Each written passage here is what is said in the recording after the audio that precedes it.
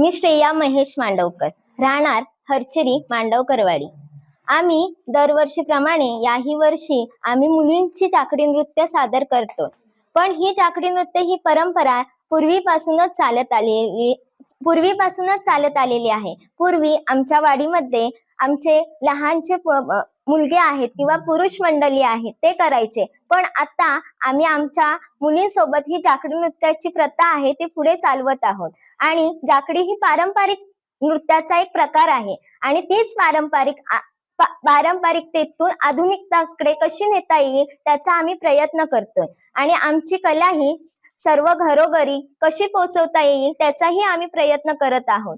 जाकडी नृत्यामध्ये पारंपरिकतेचा आहे, जसं की ह्या जाकडी नृत्यामध्ये आमच्या 10 मुली सहभागी आहेत। वय वर्ष 10 ते 14 वयोगटातील ह्या मुली आहेत। आमच्यामध्ये जो गायन करणारा बुवा आहे किंवा त्याला शाहीर म्हटलं जातं तो ही एक मुलगीच आहे। वाजंत्री मंडळी फक्त आम्ही पुरुष घेतलेले आहेत, बाकी सगळा जो जाकडीचा भाग आहे किंवा जाकडीकरणामध्ये सहभागी झालेले आहेत ते सगळे महिला वर्गच आहेत आणि महिला वर्ग कशातही मागे नाही हेच आम्ही सर्वांना दाखवून देतोय। कारण गावागावामध्ये महिला ह्या घरातच राहतात, त्यांना कधीही आपल्या ज्या अंगामध्ये कला आहे ते कधी सादर करण्यासाठी त्या पुढे येत नाही।